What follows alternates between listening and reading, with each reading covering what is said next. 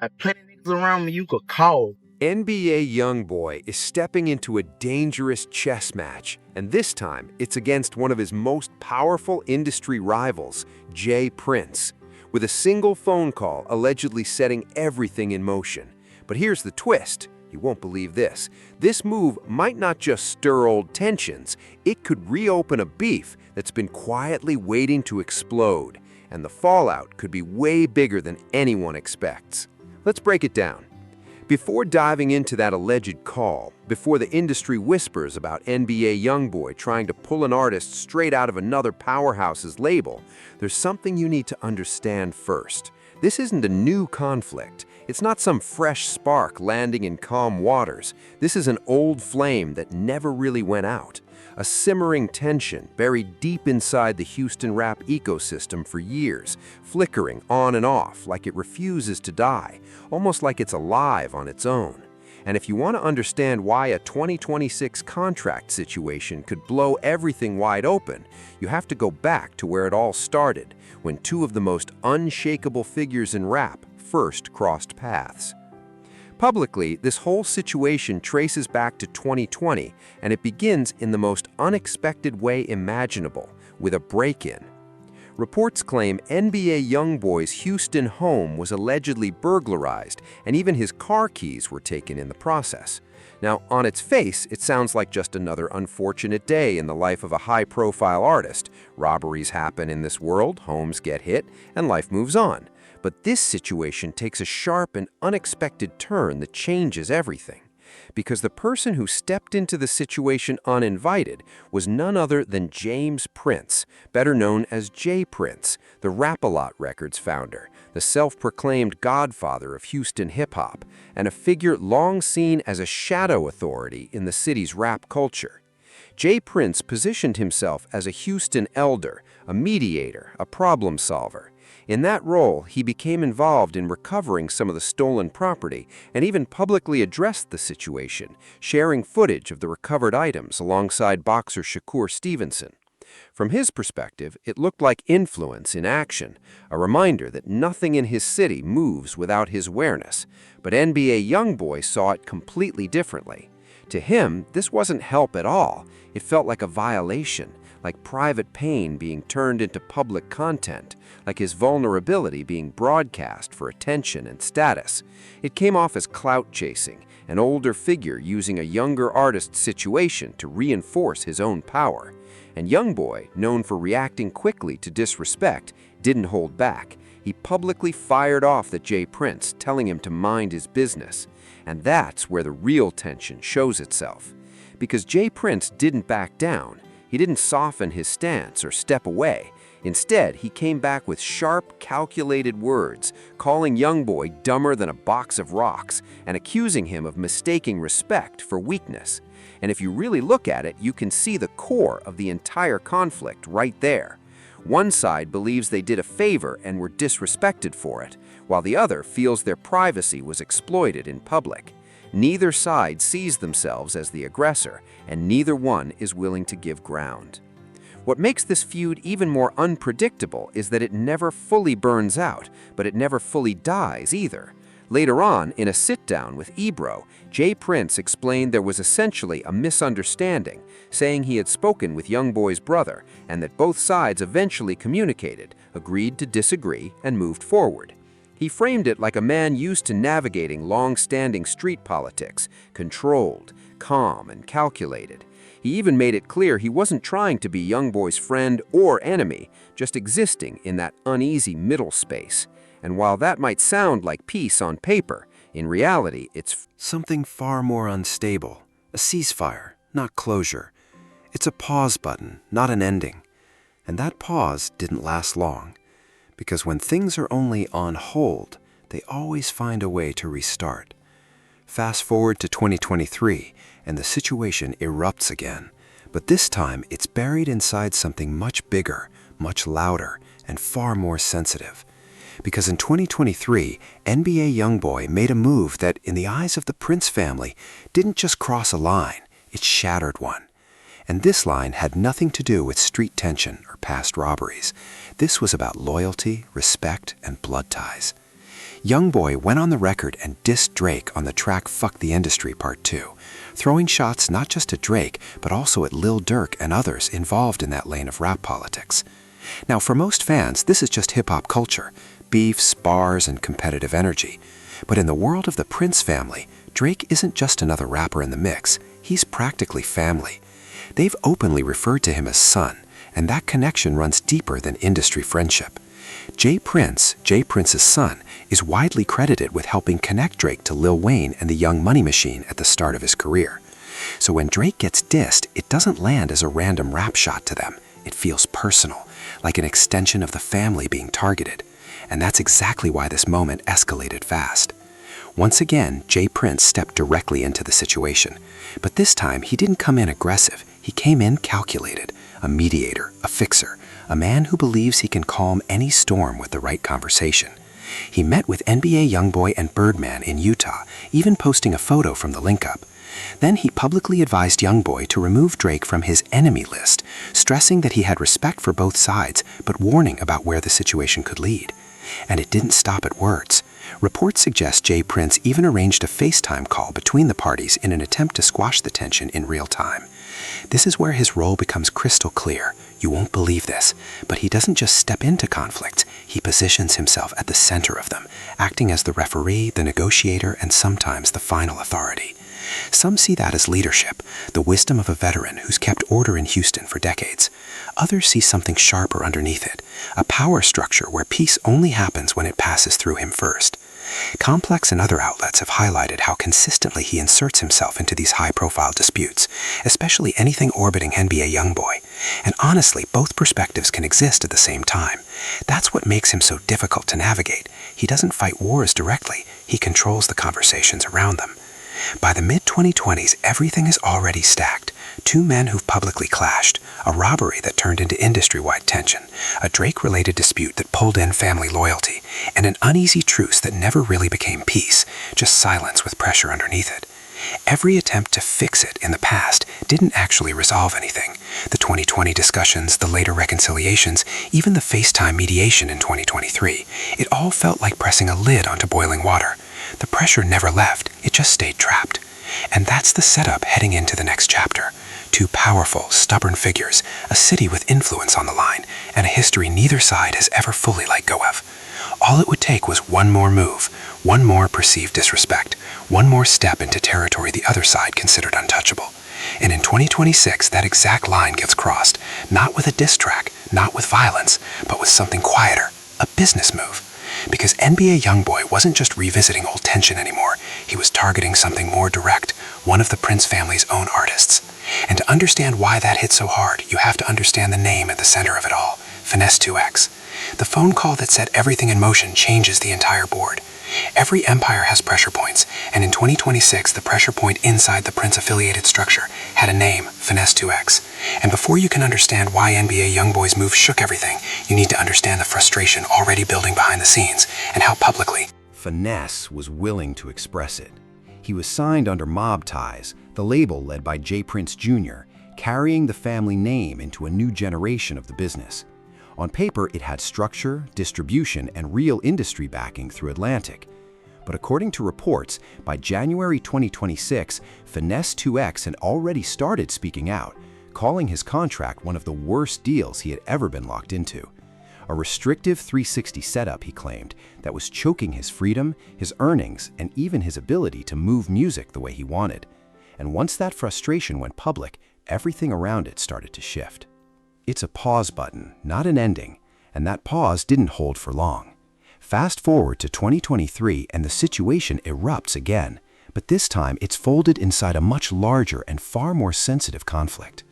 Because in that moment, NBA YoungBoy made a move that, in the eyes of the Prince family, didn't just cross a boundary, it hit a nerve tied to loyalty, family, and respect at the deepest level.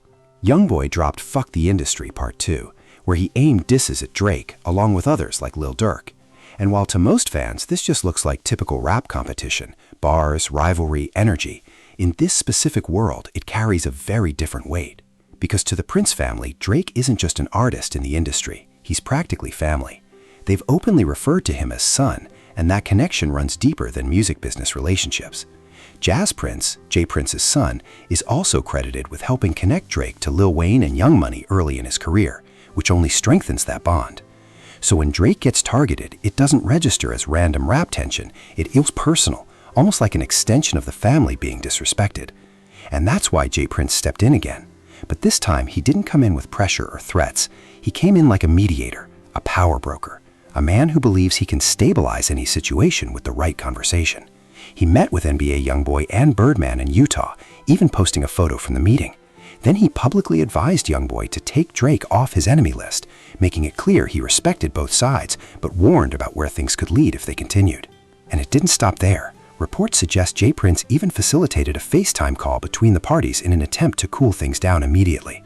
This is where his role becomes impossible to ignore. You won't believe this, but he doesn't just enter conflicts, he positions himself at the center of them, acting as the mediator, the enforcer, and the final voice of order in Houston's rap politics.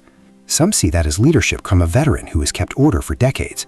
Others see it as something more strategic, a power structure where peace only exists when it runs through him first.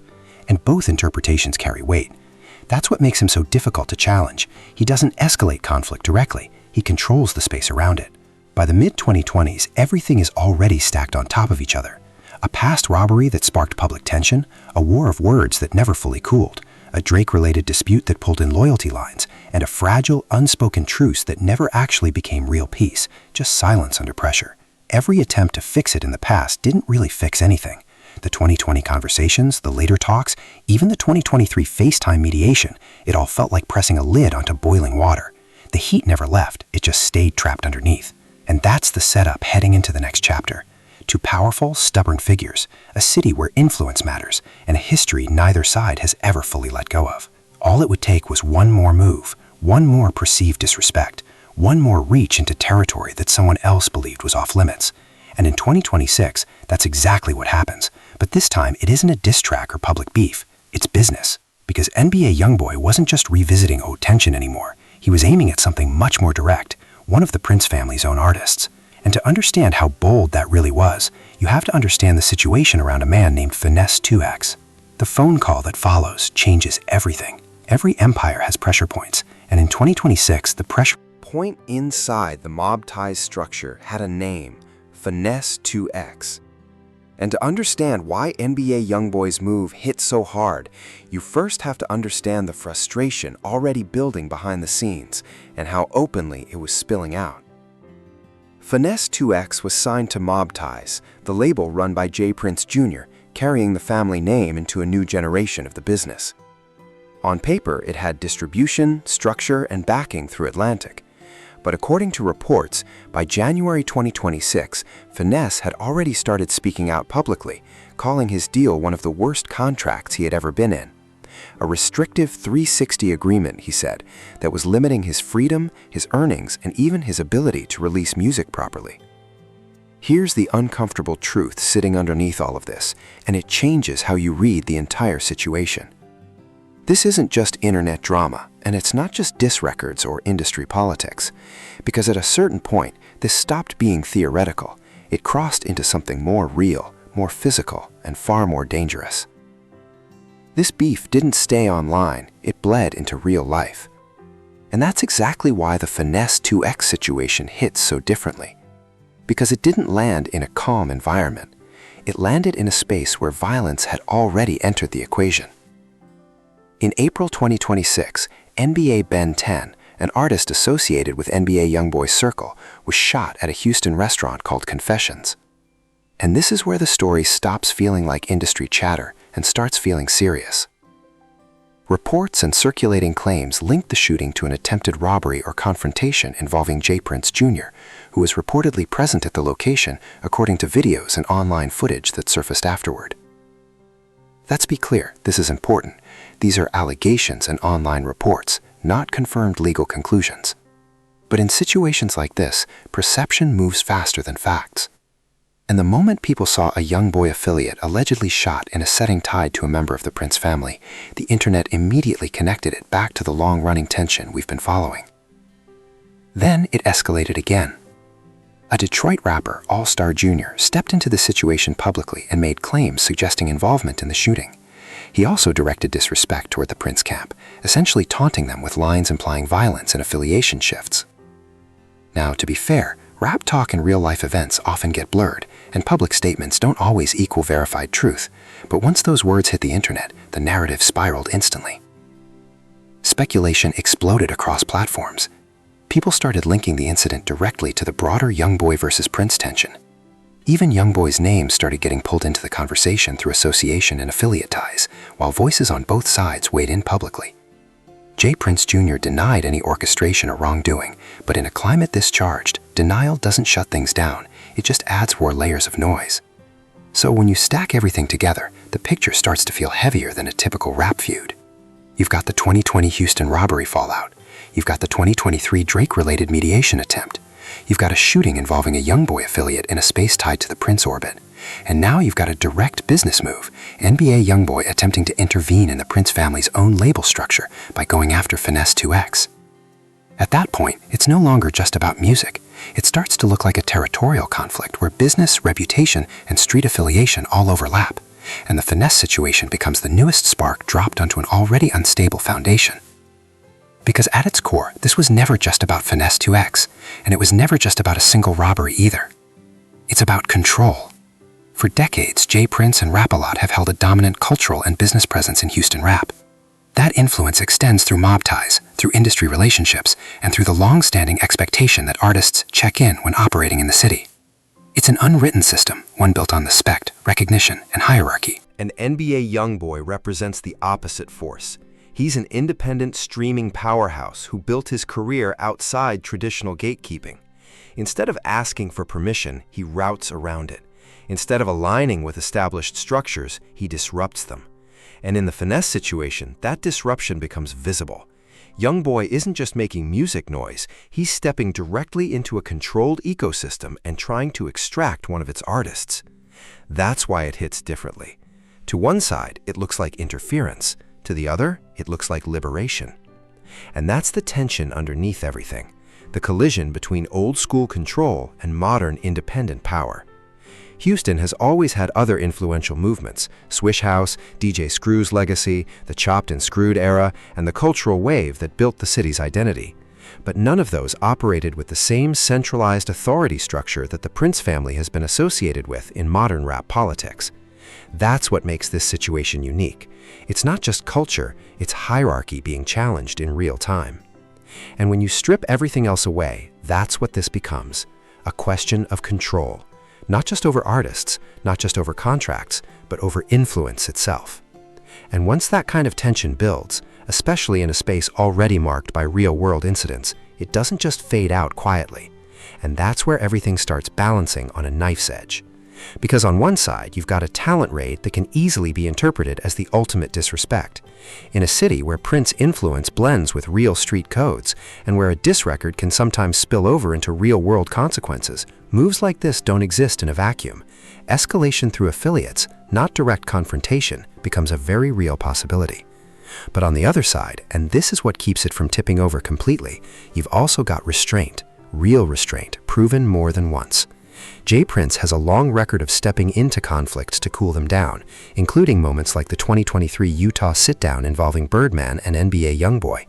And YoungBoy, despite constant public tension, often channels his energy back into music rather than sustain direct escalation. Both sides understand what's at stake here: freedom, careers, business empires, and long-term legacy. Most of what's seen publicly in these situations never fully crosses into irreversible action. It gets heated, it gets loud, and then it often gets managed through intermediaries behind the scenes. Even the same Prince who sends sharp, intimidating messages is also the same figure who has previously placed opposing parties on FaceTime and pushed for de-escalation. That contradiction is exactly what makes this entire situation so unpredictable. So where does that leave things? Right at the edge. Because this move, this attempt to pull Finesse 2X, hits the exact fault line that has defined this entire conflict from the beginning. It's Prince's long-standing role as gatekeeper versus YoungBoy's identity as an independent disruptor who doesn't operate inside traditional industry boundaries. And when those two philosophies collide, clean resolution becomes almost impossible without someone giving up ground. As of mid-2026, nothing is settled. Finesse 2X is still officially tied to mob ties. No confirmed resolution exists, and the tension around the situation remains active, even if it's not constantly visible. On one side sits institutional power, decades of influence, structure, and control built through the Prince family's presence in Houston and beyond.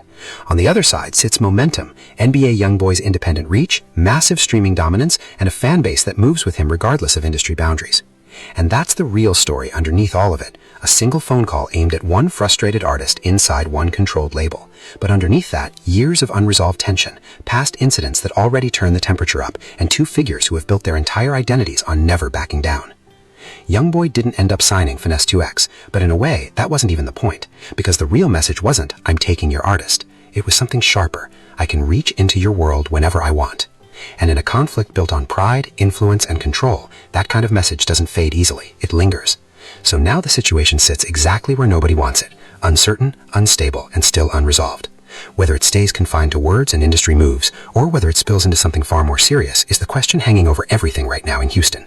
And at this point, nobody involved, not fans, not affiliates, and maybe not even the main players themselves, can confidently say where it goes next.